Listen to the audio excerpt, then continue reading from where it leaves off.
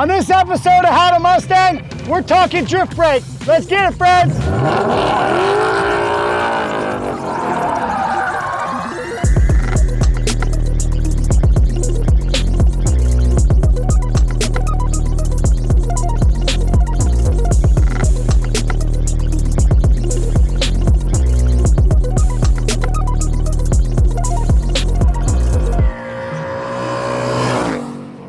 So, the drift brake. First of all, can we just acknowledge how freaking cool it is that Ford allows us to have a drift brake, electronic drift brake in a Mustang? Just take a moment, just take that in. Yeah, it's freaking cool.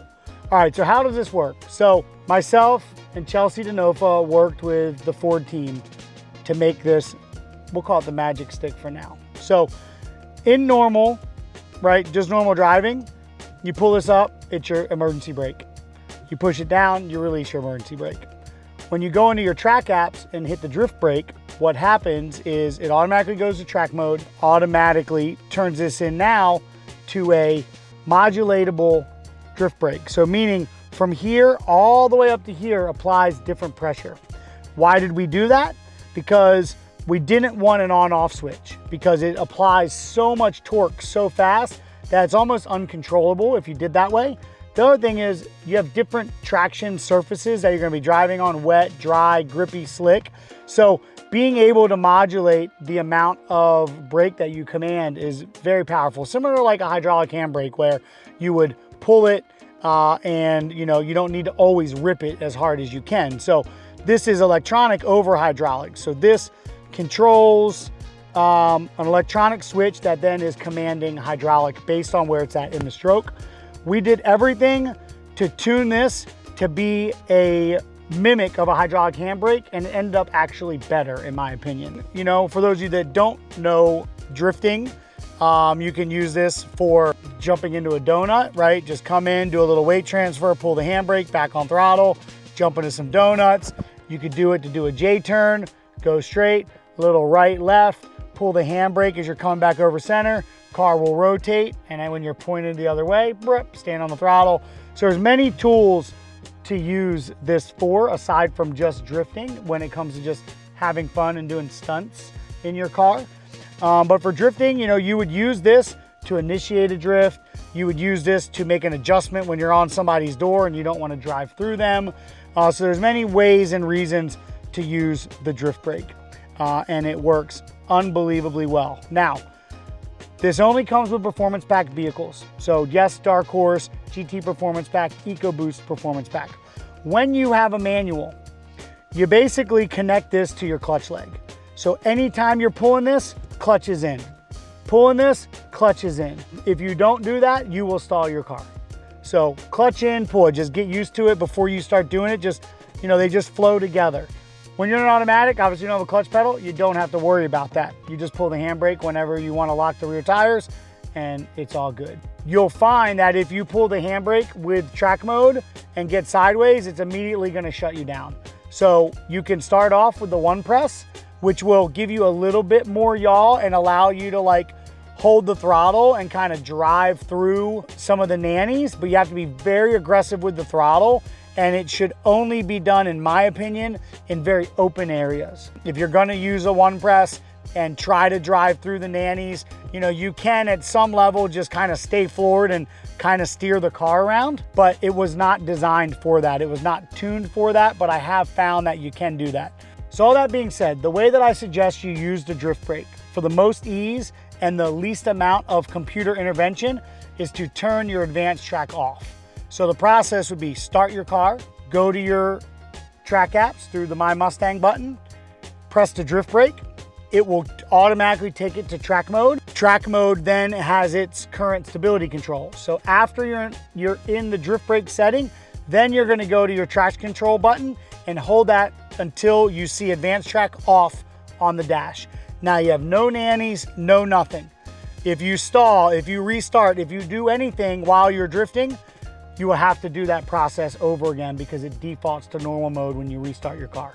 So just remember that. Always go back through that process. Drift brake, hold advanced track off. Now you're free of nannies and free to rip. Now, You say, well, Vaughn, where do I go that's legal and free and this and whatever, okay? I don't have the answers for you. I do know that there's drift events that are popping up all over the country. I do know that there's America and there is tons of parking lots and asphalt pads and industrial parks and things like that that you could potentially go talk to someone and get some permission to go have some fun on a weekend. You know, that's up to you. I can't advise, you know, how you to find the place to do it. Maybe you got an uncle that's got a trucking yard with an asphalt pad. I don't know, but there's plenty of places to find to have some fun in a safe environment. Do not do this in freaking intersections. This is not for the middle of the road. This is not to endanger other people. This is for you to have fun, a passenger, your better half, your friend, to be out ripping in Mustangs and doing cool stuff. You know, I say this because this drift brake is a first in class. There's no other vehicle on the planet that comes out of the factory with a selectable drift brake. This took a lot of work from me, a lot of work from Chelsea, a lot of work from the entire Ford Mustang engineering team and very passionate people at Ford. That being said, there was concerns, just like there's concerns with line lock, just like there's concerns with putting this type of performance out on the street, that people are gonna abuse it. So please just be responsible. Don't hurt somebody else, don't hurt yourself, and find a safe place to have fun with this. That's what it's about. And that was our dream when we developed this, that you could use it at organized events, other safe places, and figure it out. Go rent a track with your friend. Airbnbs have tracks at them. I mean, there's so many options these days to go have a good time in a safe environment, and a safe environment is not the middle of an intersection. That being said, let's go have some fun drifting, show you guys some techniques and ways to use the drift brake in a safe environment. We've got a skid pad here at the facility that we're at, so I'll show you guys some maneuvers and just ways that you can just start to get familiar with drifting. For those of you that know drifting already, what are you doing here? Go drive your car. All right, so just want to show you guys kind of what I've set up here, right? This is a flat piece of asphalt.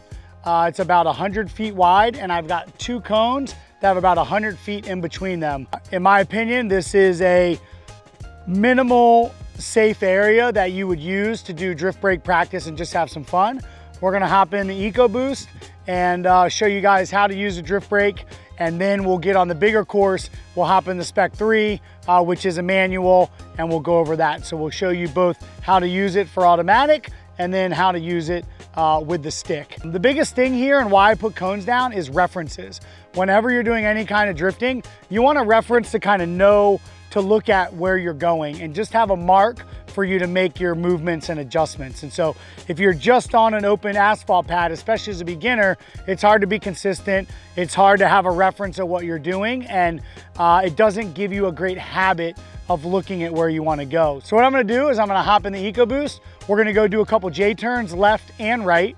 Then we're going to do some donuts to basically get that throttle control down, get in the donut with a handbrake. Then we're going to go do figure eights. And if I told you that's all you need to know about drifting, you would be surprised and say I'm crazy, but that's it. Drifting is left turns, right turns, and transitions. So you break it down that simple, you practice, you become an expert at those techniques, then you're ready to hit the big track. So we're in the EcoBoost, and this is a bone stock EcoBoost PowerWise. It's got some RTR wheels and RTR lowering springs. Other than that, it is completely stock. And I want to reiterate that everything I'm doing, a bone stock EcoBoost off the showroom will do, as long as it has the performance pack. So I'm going to go here to my Mustang button.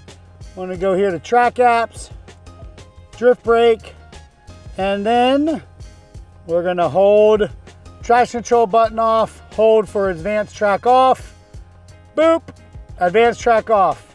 Thank you very much. We're going to go out and we're going to go do some J-turns. So I'm just simply putting it in drive, and then I'm gonna come up to my cone, do a little weight transfer right, left, and as soon as I come over center, wrap. Okay. Who says EcoBoost don't have power, baby? Yeah, baby. Yeah. What I'm doing is very simple maneuver. I mean, I'm not even going, I'll tell you the speed in a minute, but basically, I'm making a left J-turn. So I'm gonna go right And then as soon as I come back left and I feel the weight transfer, I'm gonna pull the handbrake. And as that weight transfer is gonna throw the rear around. And once the rear starts to come around, I'll be off the handbrake and on the throttle, okay? So here we go. Right, left, handbrake, and back on the throttle. Okay? Simple J turn. We'll do it one more time. All right?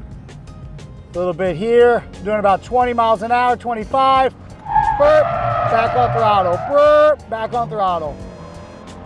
Now I'm in drive. You may like to put it in manual and second gear, but the trans calibration works fine. So now we'll do it the other way. Most people find it easier to do left turns. It's just how our ergonomics in America work with left-hand drive. Most people find it easier to do left-hand drive, left-hand turns, but you gotta learn both. So opposite, left, right, pull the handbrake, back on throttle. Little dirt drop there. Like I said, 100 by 100 is your minimum, I believe. So maybe do 150 if you can, but beggars can't be choosers, am I right? All right, so here we go again, right? About 25 miles an hour, boom, boom, handbrake, back on throttle. Okay, easy peasy. All right, so now we're gonna go do left-hand donuts. So we're just gonna do our J turn, left, right, but now I'm gonna stay in it.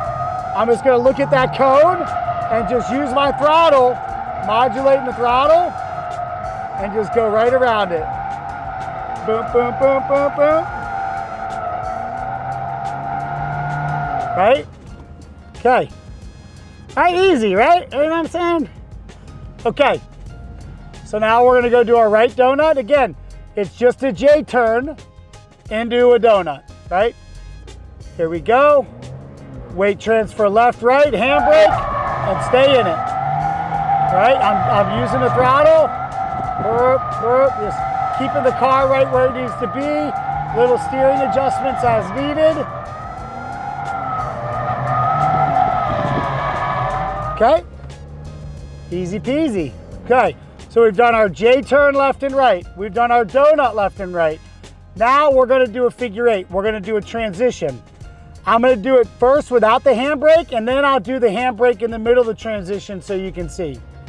So I'm gonna set up for my left hand J turn into the figure eight. So boom, on throttle, right? And then flick it back on throttle. Okay, flick it back, and back on throttle.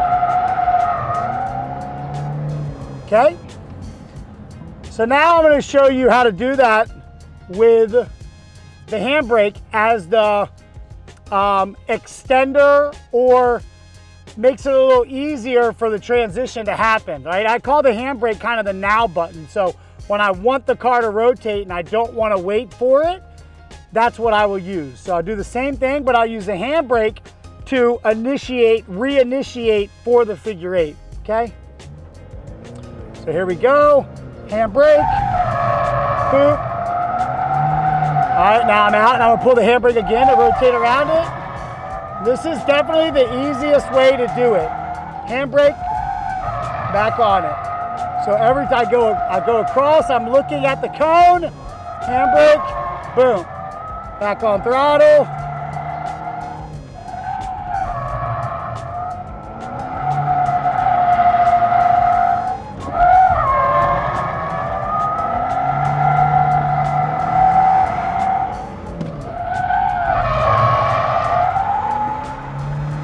Just like that. We're still doing a burnout, baby. Burp. So that is your very simplified way to go drifting, right? Now, there may be times where you have to dab the left foot brake to slow down, but for now, just focus on the weight transfer, pulling the handbrake, catching the car on throttle, and driving out of it, right? Just focus on those things. Once you can do the J turn and kind of power slide out, then handbrake into doing a donut. And once you can control the car in the donut and you have that modulation, then you're ready.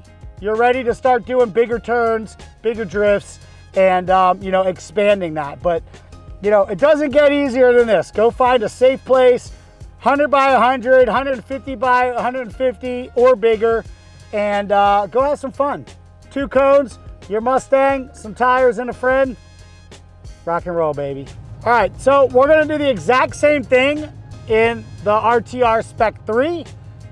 This obviously is way overkill for this size of space with over 800 horsepower, but I just want to show you guys the same process, but with a manual.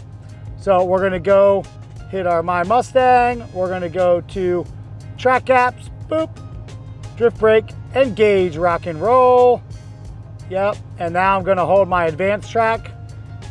1, 2, 3, 4, 5-ish seconds. And advanced track off. So now, for this size area, I'm just gonna be in first gear, okay? So we're gonna come in first gear, do the same exact thing, except for when I pull the handbrake now, I'll be pushing in the clutch, okay? So boom, clutch in, handbrake, back on throttle. Okay, J-turn. So again, first gear, pull the handbrake, the clutch goes in. It's all connected. Same thing here, come in, little weight transfer.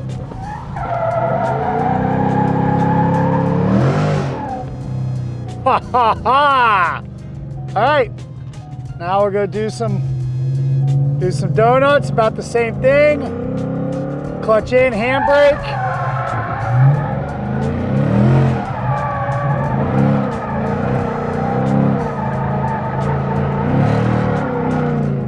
All right, just modulating the throttle. And then we'll do it the other way. Come in here. Whoop, the other way, I mean. Haha. Click it in.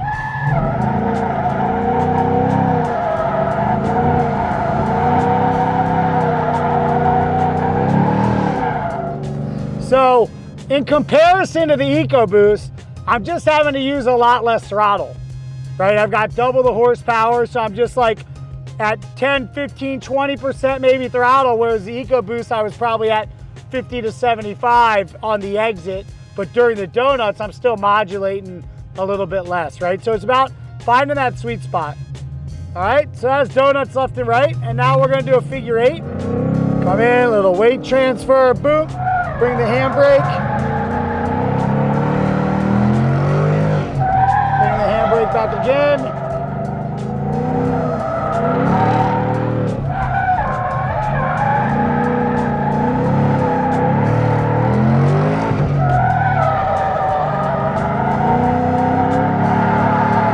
Handbrake. So now we'll do no handbrake transitions. Boom, lift, let it come, and back on throttle. Catch it, yep. Little power, turn in, lift. Back on throttle. Flick it back, lift. Back on throttle. And I'm just barely tipping in. You know, the level of grip and the way that you'll use the throttle will depend on your tires, your tire pressure, all of that. And so, you know, I suggest, you know, tire pressure wise, you know, if you're in an EcoBoost, 40-ish PSI, in a GT, 30 to 35 is like probably a good start in the rear. And then you could just keep your factory pressures in the front to start. If you're pushing too much in the front, you could go down in your pressures. And then if you're, you know, want more grip in the rear, like if it's spinning out too much, you could go down in the rear. And then obviously this is why we have adjustable suspension in the RTRs for the track or for drift. You could soften your damper, soften your sway bars, whatever you want to do for the activity that you're, you know, trying to achieve and or improve at. So that was a small area, right? This is, I think, the most accessible, easiest way to drift. Now we're going to take this out on the track. We're going to take the EcoBoost out just to show you guys that they are capable. They can do it. I know there's a lot of people that question the EcoBoost. They like the price point, but they're like, oh, it doesn't have a V8. Well, guess what? Turbochargers are pretty damn cool, friends. And the 10-speed transmission, I love it. Straight up, my Spec 5 RTR is a 10-speed. I did that consciously. I wanted the paddle shifters You know, it's all about what works for you and what you like, and don't let the internet get in your brains about what's cool and what's not.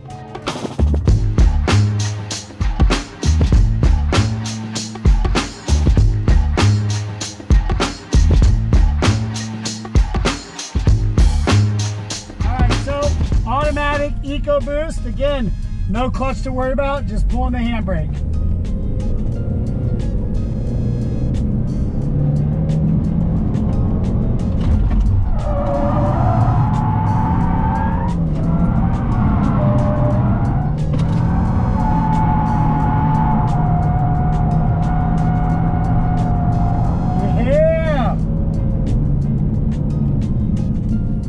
Lot different, requires a whole lot more throttle, but it does it. I mean, it's got half the horsepower as the Spec 3, right? So, but it still does it. Really cool, and it's so nimble. EcoBoost is so light. Yeah, so fun.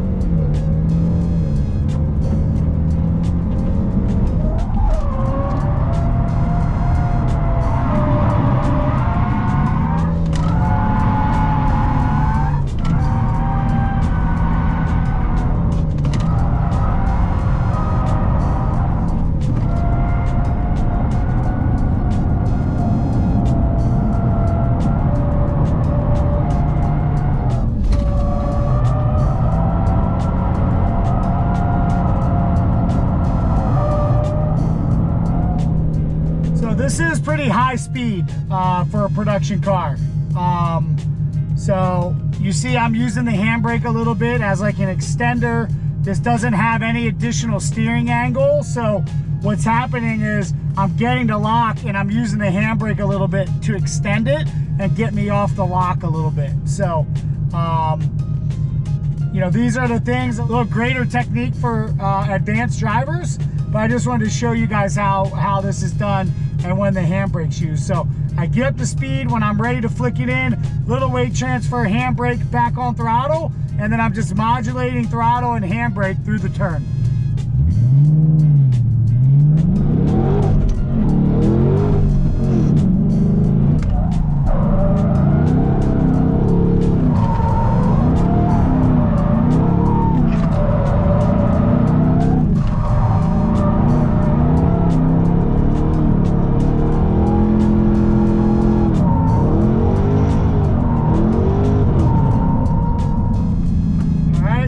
Important to give a little tire check.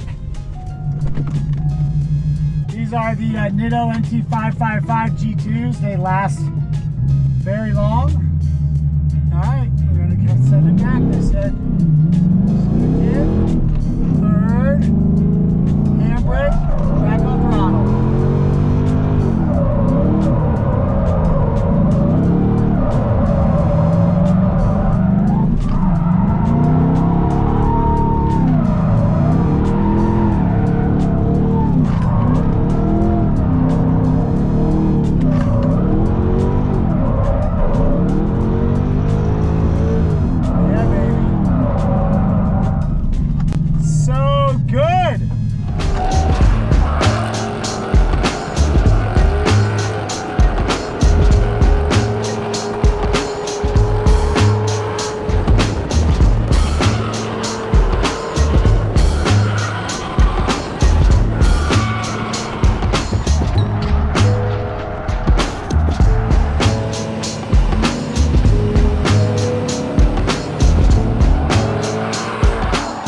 Hope you guys enjoyed this episode of How to Mustang with our focus on the drift brake.